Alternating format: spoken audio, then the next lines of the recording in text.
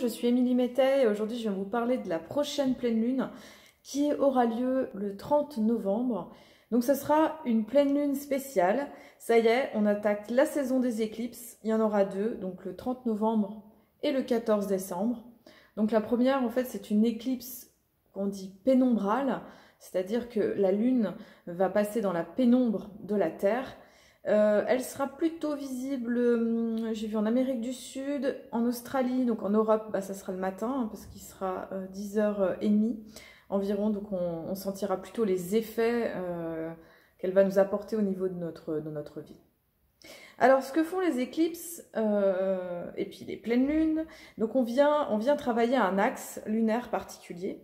Et puis, depuis le 22 novembre, eh bien, il faut savoir qu'on est passé dans le signe du Sagittaire. Donc le signe du Sagittaire, c'est vraiment un signe qui est en lien avec ce centaure, avec ce corps de cheval et puis ce tronc d'homme, avec cet arc qui décoche une flèche vers le ciel. Et c'est une flèche qui ne retombe pas, c'est une quête perpétuelle en fait pour le Sagittaire.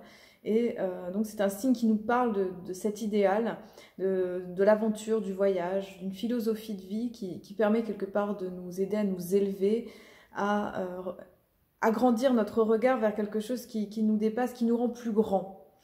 Alors on est toujours dans l'amorce de cette nouvelle lune en Scorpion, je ne sais pas si vous vous rappelez le 15 novembre, qui a eu lieu le 15 novembre, et qui nous amène dans cette métamorphose, cette transformation, ce changement, hein, pour qu'on puisse justement se révéler dans les profondeurs, voilà, dans cette dimension. Donc là, maintenant, elle est teintée de cette énergie sagittaire, et la pleine lune va amener justement un focus très fort, en lien avec aussi l'axe des nœuds lunaires, donc le nœud nord et le nœud sud, la tête du dragon, la queue du dragon, qui sont depuis le mois de mai donc le nœud sud il est dans le signe du Sagittaire et la lune le nœud nord est dans le Gémeaux.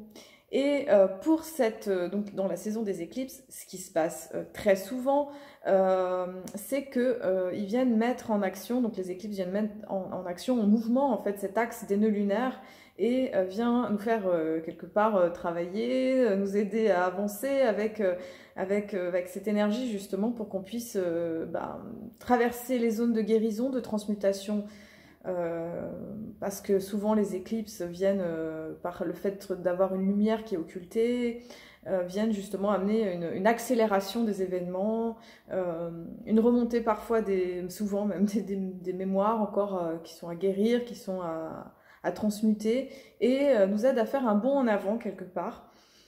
Parce qu'elle plante souvent le décor des 6 prochains mois qui vont s'en suivre. Donc je ne sais pas si vous vous souvenez de la dernière saison des éclipses, c'était le 5 juin, 21 juin et 5 juillet, on en a eu 3. On a vraiment fait tout un travail, hein, qui s'est fait, et je ne sais pas si vous vous rappelez de celle qui était assez forte quand même, du 21 juin. Après, chaque éclipse agit d'une manière très différente pour chacun, il y en aura toujours une qui sera plus forte qu'une autre enfin voilà, on n'est pas tous égaux par rapport à chacune. Il y en a qui passeront comme ça, comme une lettre à la poste, et puis d'autres, eh bien, on va sentir qu'il va y avoir des remous émotionnels, du brassage à l'intérieur, et souvent c'est des moments de remise en question, des choses qui changent, quoi. Alors avec moi je me rappelle beaucoup de ce solstice d'été, hein, qui a été marqué par cette éclipse justement solaire, qui nous a demandé de plonger à l'intérieur de nous, d'aller régler aussi les choses, tout ça. Et voilà, donc là on est dans cette nouvelle saison qui vient justement nous aider à travailler cet axe des nœuds lunaires.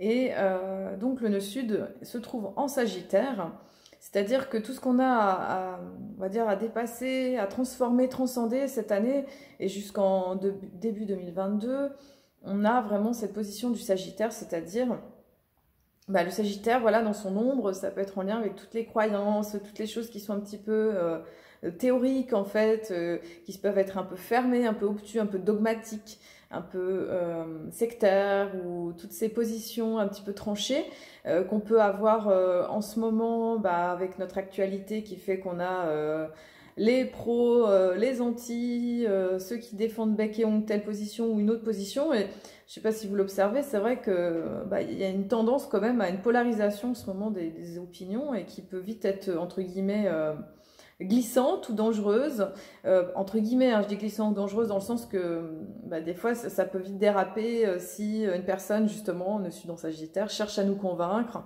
veut nous montrer qu'elle a raison, ou on veut absolument défendre son avis envers et contre tout, et en développant des théories, enfin voilà, en s'appuyant sur par exemple des choses scientifiques ou d'autres articles, enfin voilà. Enfin, je vais pas prendre position ici et maintenant dans, dans ce que je suis en train de dire, mais c'est juste pour montrer un petit peu l'écueil de l'année et que du coup, en fait, on est vraiment en train de le travailler avec ce qui se passe actuellement. Et donc cette saison du Sagittaire, elle vient amener ça, puis cette éclipse de lune vient justement nous faire travailler cette position. Donc là, ça va être la lune en Gémeaux qui va être éclipsée. Et justement, ce nœud nord en Gémeaux, le nœud nord, il va être... Alors, c'est pas très précis, hein, le nœud nord, il est à 19 degrés, la lune se trouve à 8 degrés. Et en fait, voilà, ce qui pourra être éclipsé, c'est ce côté lunaire Gémeaux, c'est-à-dire ce côté relationnel, ce côté fluide, adaptable, que nous demande ce nœud nord en Gémeaux, hein, qu'on a depuis le mois de mai, qui nous demande effectivement de garder le lien, quoi qu'il se passe, même si on n'est pas forcément d'accord avec d'autres personnes, même si voilà, il y a des prises de position, des choses comme ça, de maintenir envers et contre tout cette souplesse très reliée aux Gémeaux, très reliée à ce côté adolescent, cette curiosité qui va plutôt privilégier d'être en relation, de communiquer, d'être curieux et ouvert à l'autre, plutôt que de défendre son avis envers et contre tout. Voilà, donc c'est cette lune en Gémeaux qui nous parle quand même de relations. La lune en Gémeaux, elle nous parle de relations avec les autres, d'ouverture, aussi d'ouverture aux informations, aux compréhensions par rapport à, voilà, à tout ce qui s'en vient en ce moment, par rapport à tout ce qu'on vit aussi. C'est vraiment un axe Sagittaire Gémeaux, il nous parle de connaissance, il nous parle d'adaptation, il nous parle de curiosité, d'ouverture. Donc c'est comme si... voilà, ça va nous demander de privilégier quelque part cette sensibilité, cette écoute, et de prendre soin de ça, même si cette éclipse va justement quelque part occulter enfin, la lune, hein, même si elle est en pénombre, donc du coup c'est pas autant exact qu'une grosse éclipse lunaire, voilà, ce qui n'est pas tout à fait le cas là. Et cette pleine lune, en tout cas, vient nous aider à garder cette espèce de focus sur comment s'ouvrir aux informations, comment rester dans une adaptation, curiosité, sans forcément prendre position, sans forcément trancher d'une manière qui pourrait être trop, voilà, trop dans un avis beaucoup trop tranché, trop un peu trop, pas occulte, je n'ai pas envie de dire occulte, mais voilà, qui veut pas en démordre, qui veut pas changer d'opinion. Alors justement, donc le soleil en Sagittaire, là, il vient aussi nous faire travailler cette notion de foi, de confiance en la vie, d'ouverture, de s'ouvrir à plus grand que soi, hein, donc dans le côté lumineux, hein, c'est pour ça que l'axe des nœuds lunaires, en fait, il vient nous aider à intégrer une énergie, en fait. Il vient nous aider à comprendre quelque chose en nous, hein, parce que du coup, les étoiles viennent nous aider à intégrer ces facettes-là en nous. Et du coup, avec cette lune en Gémeaux, ça nous demande ça va aussi accentuer un nettoyage au niveau relationnel, au niveau d'être dans une forme de justesse aussi par rapport aux relations, par rapport à l'ouverture qu'on a aux autres. Ça ne veut pas dire qu'on ne doit pas le faire, mais ça veut dire peut-être qu'il va y avoir des nettoyages par rapport voilà, à ce secteur de vie, en tout cas. L'axe des nœuds lunaires, justement, dans le nœud nord en Gémeaux, il nous demande aussi de nous ouvrir au local, hein. Le Gémeaux, il est plus en lien avec les relations avec les gens proches, donc le local, favoriser les commerces locaux, hein, plutôt que le Sagittaire, c'est tout ce qui est en lien avec l'international, hein, les grands voyages, les voyages long courrier, tout ce qui fait qu'il y a une dimension internationale qui est très riche et intéressante, mais en ce moment, avec la situation finalement du Covid, c'est quelque chose qui n'est pas vraiment favorisé. Donc c'est plutôt essayer d'être dans du local, dans des solutions de proximité, de développer peut-être des réseaux avec des personnes autour de soi pour s'entraider dans des périodes avec le confinement, avec toutes ces décisions qui se passent par rapport à l'école, d'être vraiment dans des coopérations, de la solidarité environnante. Alors, qu'est-ce qu'il y a là d'autre cette pleine lune hein, qui va être remuante? Il va y avoir cette opposition entre Vénus et Uranus, je vous montre. Donc, opposition Vénus et Uranus. Voilà, qui sera ici. Donc cette opposition, elle va venir un petit peu nous challenger, nous faire travailler à la fois les relations, nos relations avec nos proches, les relations affectives, les relations amoureuses. Il pourrait y avoir quelque part des surprises. Ça serait un petit peu du 24 au 24 novembre au 5 décembre. Un moment où il peut y avoir des surprises relationnelles qui viennent un petit peu soit nous décentrer, soit nous activer des émotions, ça va faire remonter des choses comme ça. Ou parce que Vénus aussi c'est en lien avec tout ce qui est ça peut être tout ce qui est en lien avec l'artistique, le créatif, donc il pourrait y avoir aussi des idées, un côté inventif, un côté inspiré qui serait là. Et puis Vénus aussi avec ça peut être aussi l'argent. Donc ça pourrait être aussi des surprises par rapport à l'argent, par rapport à la situation économique et financière, par rapport à la notion de sécurité aussi, qui pourrait être quelque part un petit peu travaillé, un petit peu, on va voir un petit peu là où on en est. Alors ce qui est intéressant c'est que les lunes noires aussi, je voulais vous parler des lunes noires, puis j'ai eu pas mal de petites synchronicités ce matin par rapport à l'argent, comme ça qui se sont mises en mouvement comme ça, avec une vidéo avec Lilou Massé puis Peter Koelling qui travaille beaucoup avec Christian Junot, puis elle s'est mise en route comme ça toute seule. Puis j'ai trouvé ça intéressant parce que j'étais en train de regarder cette lune noire qui sont maintenant toutes ces lunes noires, elles sont passées dans le signe du taureau depuis début novembre, on va dire ça tricote pour certaines en septembre. En fait on a 3 lunes noires, on en a 3 et là elles sont toutes les 3 positionnées dans le taureau. Et quand elles sont dans le taureau, c'est vraiment cette énergie de la sécurité, de l'insécurité, des dons, des possessions, cette notion d'argent, de comment on gagne de l'argent, de l'économie, voilà tout ça. Donc on est dans une période comme ça de 9 mois qui va, je pense, nous solliciter par rapport à notre sécurité intérieure quand même. Et au vu de la crise économique qui est là et qui va, je pense, aussi s'amplifier, je pense que ça vient nous apprendre quelque part à aller chercher la notion de sécurité au-delà de cette notion d'argent, au-delà de cette notion de bien matériel, et d'aller quelque part se relier à une notion beaucoup plus profonde de sécurité, d'abondance, de prospérité. Alors je sais bien qu'avec la situation actuelle et pour certaines professions, ça va être encore plus exacerbé d'avoir des problématiques, le fait d'avoir par exemple les restaurateurs qui sont fermés jusqu'à presque fin janvier, enfin voilà, tout ça qui fait que pour certains métiers c'est très compliqué. Voilà, donc cette position, donc la lune noire, elle va être conjointe à Uranus. Et Uranus, elle parle de surprise, elle parle aussi de changement, elle parle de choses comme ça un peu inattendues. Et alors à la fois, ça peut être des révélations, peut-être comme des choses qui vont changer, qui vont amener un besoin de s'adapter, de faire des choses différemment, d'être dans un côté complètement novateur, justement, hein, de révolutionner en fait notre manière entre guillemets, de gagner notre argent. Et voilà, ce qui est intéressant, c'est que je pense que ça va venir aussi stimuler en fait des choses en nous pour guérir profondément notre assise sur la terre, notre dimension incarnée, pour justement être encore plus dans une notion de sécurité, de confiance au-delà de cette notion d'argent. Voilà, donc je pense qu'il va y avoir ce gros travail qui va se faire.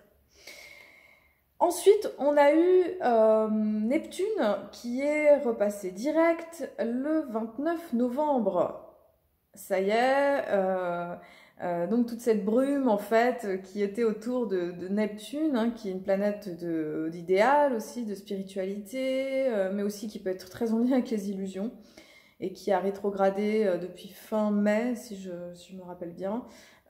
Donc a travaillé tous ces mois sur un espèce de brouillard opaque et épais, et je pense que là il y a pas mal de brouillard qui va se dissiper pour qu'on puisse, en tant qu'humanité, avoir plus de clarté pour avancer sur les flots de la vie, même si c'est une période où, quelque part, c'est pas simple d'avoir une vision à long terme. Et voilà. Donc c'est Neptune, il va repasser direct, donc il va y avoir pas mal de surprises. Il va y avoir au mois de janvier l'Uranus, hein, qui va repasser direct, donc il va y avoir plusieurs étapes encore, mais ce sera la dernière. C'est la dernière en fait qui va amener ce changement en passage direct. Voilà. Alors sinon, qu'est-ce qu'elle a d'autre cette carte du ciel? Donc à heure de Paris, on est ascendant Capricorne.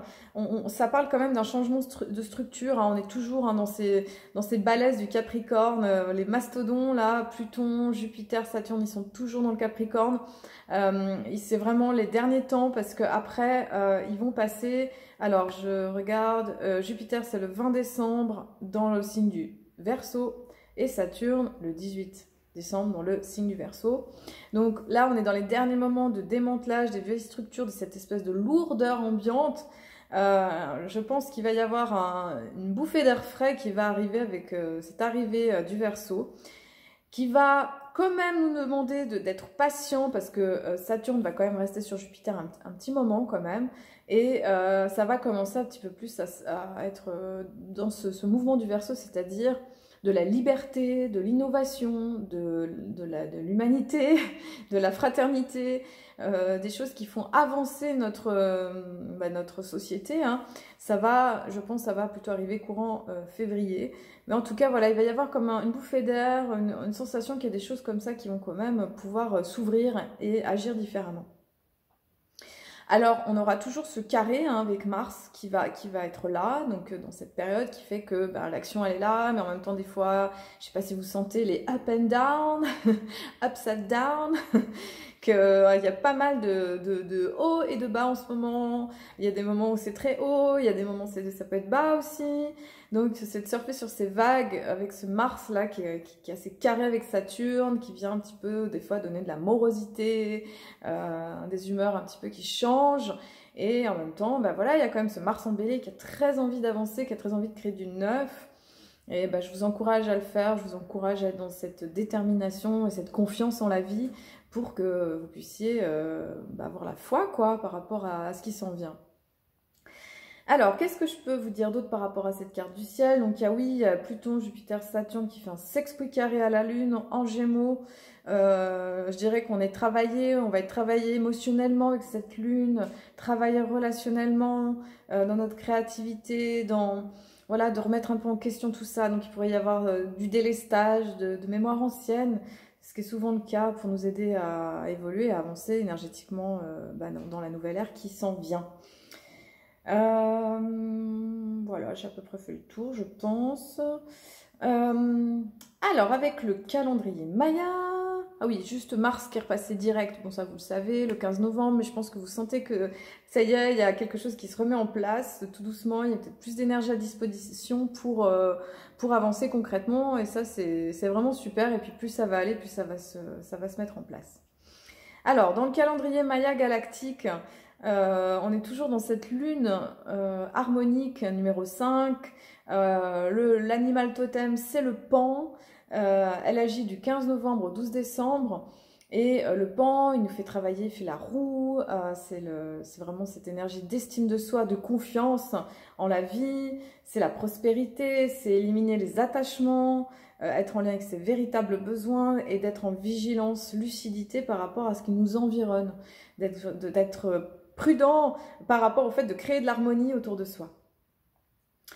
Voilà, donc c'est intéressant parce que la tonalité harmonique, elle nous fait travailler sur le fait de prendre son pouvoir en main, de savoir le rayonner, d'avoir confiance en soi et d'y aller, hein, comme le pan il fait la roue, hein, c'est un peu comme un lion un petit peu, je pense, dans l'astrologie traditionnelle, au niveau du fait de se déployer, quoi.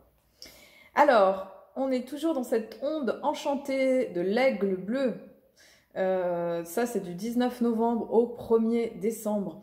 Alors, plein azimut plein feu sur la vision collective, sur la vision qu'on veut offrir à la vie pour s'élever encore plus proche du soleil, dans cette vision par rapport à la fraternité humaine, mais surtout voilà, de connecter vraiment ces projets, ces buts, et d'y croire et d'y aller, quoi, vraiment dans cette confiance, et d'amener les transformations nécessaires au fait de vivre sa vision, de vivre ses rêves, d'y aller, quoi.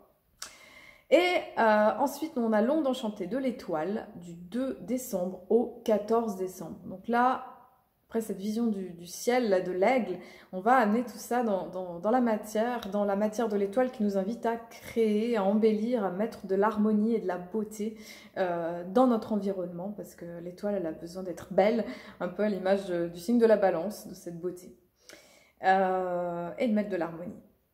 Mais écoutez, je vous souhaite une belle saison des éclipses. Je vous referai une autre vidéo pour la nouvelle lune.